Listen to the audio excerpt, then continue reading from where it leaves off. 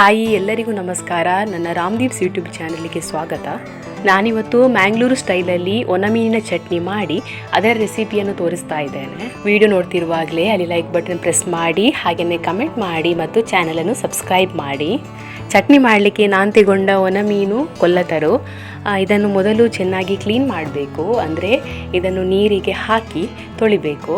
ಇಲ್ಲ ಅಂತಾದರೆ ಕೆಲವರು ಏನು ಮಾಡ್ತಾರೆ, ಮೊದಲು ಇದನ್ನು ಫ್ರೈ ಮಾಡಿ ನಂತರ ಕ್ಲೀನ್ ಮಾಡ್ತಾರೆ. ಹಾಗೆ ಕೂಡ ಮಾಡ್ಬೋದು.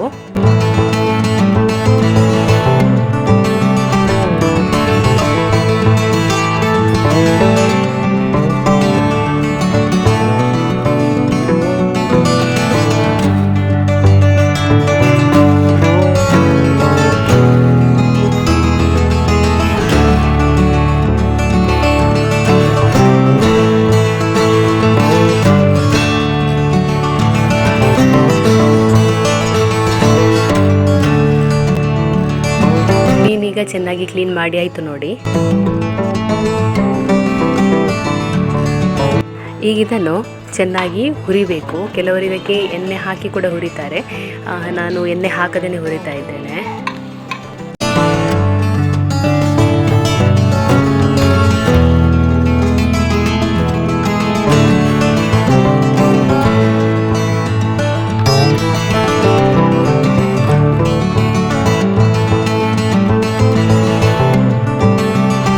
ಇದೀಗ ಚೆನ್ನಾಗಿ ಫ್ರೈ ಆಯಿತು ನೋಡಿ.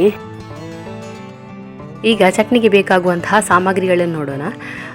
ಮೊದಲಿಗೆ ಇಲ್ಲಿ 5 ಘಾಟಿ ಮೆಣಸು ತಗೊಂಡಿದ್ದೇನೆ, ಸ್ವಲ್ಪ ಹುಳಿ ತಗೊಂಡಿದ್ದೇನೆ, ಇದಕ್ಕಿಂತ ಜಾಸ್ತಿ ಬೇಡ.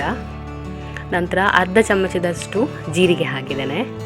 ಹಾಗೆಯೇ 1 ಚಿಟಿಕೆಯಷ್ಟು ಕಲ್ಲುಪ್ಪು ತಗೊಂಡಿದ್ದೇನೆ. ಉಪ್ಪು ಇಷ್ಟೇ ಸಾಕು, ಮತ್ತು ನೋಡಿ ಹಾಕುವ, ಯಾಕೆಂದರೆ ಮೀನಲ್ಲಿ ಕೂಡ ಉಪ್ಪು ಇದೆ, ಅದಕ್ಕೋಸ್ಕರ ನೋಡಿ ಹಾಕೋದು.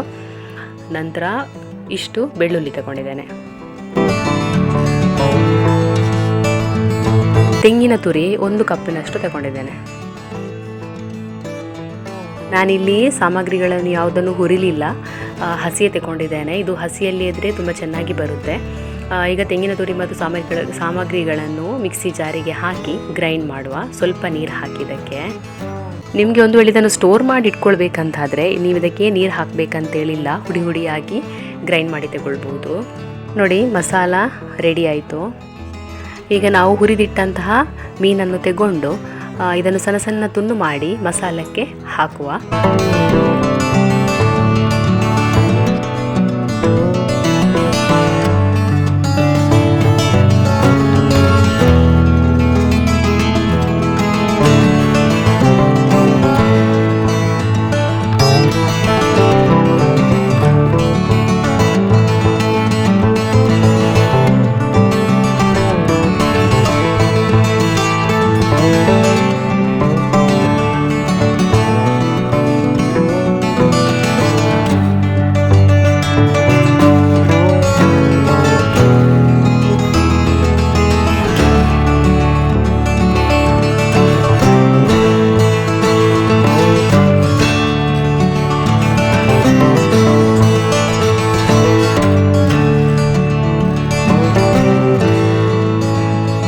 ಸ್ವಲ್ಪ ಉಪ್ಪು ಕಡಿಮೆ ಇದೆ, ಹಾಗೆ ಸ್ವಲ್ಪ ಉಪ್ಪು ಹಾಕ್ತಾ ಇದ್ದೇನೆ. ಈಗ ನಾನು ಹುಡಿ ಉಪ್ಪು ಹಾಕ್ತಾ ಇದ್ದೇನೆ.